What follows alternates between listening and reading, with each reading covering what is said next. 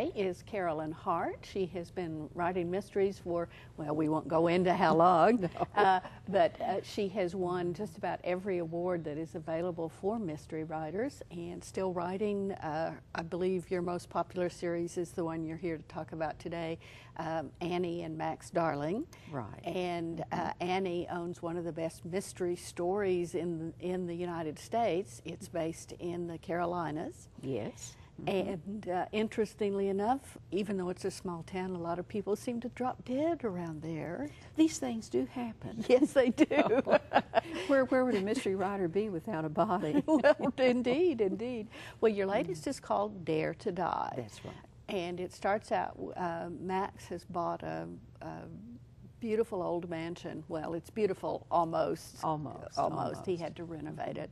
They were going to have a housewarming party, but things haven't quite been finished. It seems to me you've had some experience with redoing homes, if you can talk well about it. But I have many friends who have, to their not to their happiest moment, redone things, and I decided that I needed for Annie and Max to be staying at Nightingale Courts, which is run by Annie's clerk, Ingrid. She and her husband own Nightingale Courts, a small tourist cabin on the island.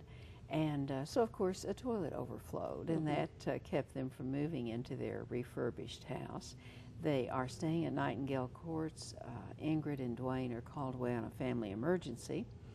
And as they are leaving, Dwayne looks back at Annie and he says, "Kind of keep an eye on that girl in cabin 7. He says, "She came alone in the rain on a bicycle." And Dare to Die is the story of why Iris Tilford came back to the island and what happened. And it's a deep mystery. We don't really want to tell people. No, we don't want to tell anybody. Have to read the book, too. Right.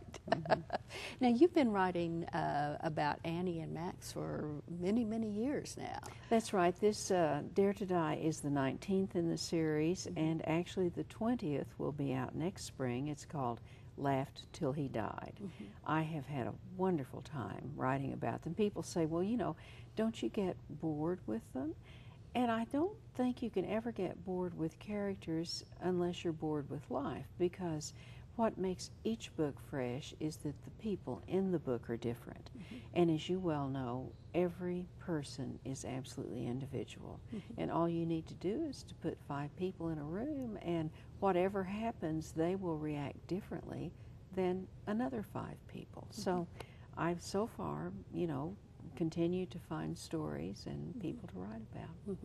Well, and I think one of the attractions of a series is to find out what happens next to your main characters and to see how they adjust, particularly if they're a couple of one sort or another. There are problems that happen, and Annie does have one of the best and worst mothers-in-law. I love Laurel. She's so much fun to write about. She's very impossible, really, but she's very charming, and she has a very good heart. I always count on Laurel affording some entertainment for the reader. I hope so. Oh, I think so, but I do on occasion tend to wince. And, uh-oh. Here she comes. Here she comes. Poor Annie, she's trying to solve a murder, and here comes her mother-in-law. Right. Now, you started a new series about a year ago, and you're going to come back on and talk about it in more depth in October, but it's... Oh, I love my new series. It's set in Oklahoma. The name of the little town, fictional name, is Adelaide, but it's patterned very much after Ada, where my husband grew up, and I've had an association with Ada for more than 50 years now. And I have a red-headed ghost who comes back to Earth to help someone in trouble. The first book was called Ghost at Work, and I have turned in, and her second adventure will be out October the 27th. It's called Mary, Mary Ghost, and it's a Christmas mystery. And this time, a little boy is left on the front porch of his grandmother's house shortly before Christmas, when she discovers that she has a grandson. She had not known that previously. She wants to change her will to leave everything to him. a previous heir plans the perfect murder, but Bailey Ruth is on the case. Well, very good. Now, how do you keep these two straight? Do you find, when you're writing one book, do you find suggestions or whatever for another one popping up? Well, no, not really, because they're so different.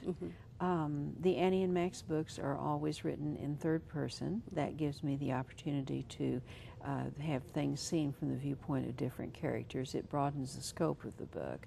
My ghost book, my very impetuous redheaded ghost, everything is from her perspective, and it's in first person. And I think that's what differentiates the Bailey Ruth books from most ghost stories, because she doesn't just show up and something happens with the protagonist. She is the protagonist. So it's very different. Now, how do you keep coming up with different ways to kill people? I interviewed Tess Gerritsen a little while ago, and we talked about the fact that mystery writers are such nice people. And you're one of the nicest people I know, and yet you're always have blood on your hands, in a manner of speaking. Well, you know, actually, the murder in a mystery is really an exaggeration of the kind of quarrels that people have in ordinary everyday life. And the reason you make it a murder is because that gives the protagonist who is trying to solve the crime a reason to be finding out what went wrong in these people's lives. But the murder is never the point of a mystery. The point is the people involved and who succumbed to sin and what happened in these lives. So there are always stories of relationships. Well, and one of the things I find fascinating, particularly about your books, is you read it through and find out who done what to whom. But when you go back, you can see all these clues, which can lead you feeling, why didn't I think of that? It was right there on the page. I make a real effort. Because I write a very traditional mystery, and that is, the traditional mystery offers a great many different values to readers. It offers, first of all, hopefully a real story of moral decisions, but it also offers a puzzle. And it's very important to me to feel that I afford the reader a way to solve this crime, if that is their interest as a reader. Lots of readers don't care. They're just reading for the story.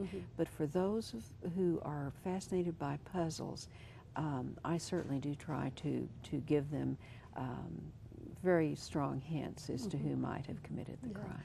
Unfortunately for me, the hints are strongest after I've read the ending. But you know, that's okay, because I'm very satisfied if a reader reaches the end of the book and they say, oh, of course. You know, then I feel that I've succeeded, you know.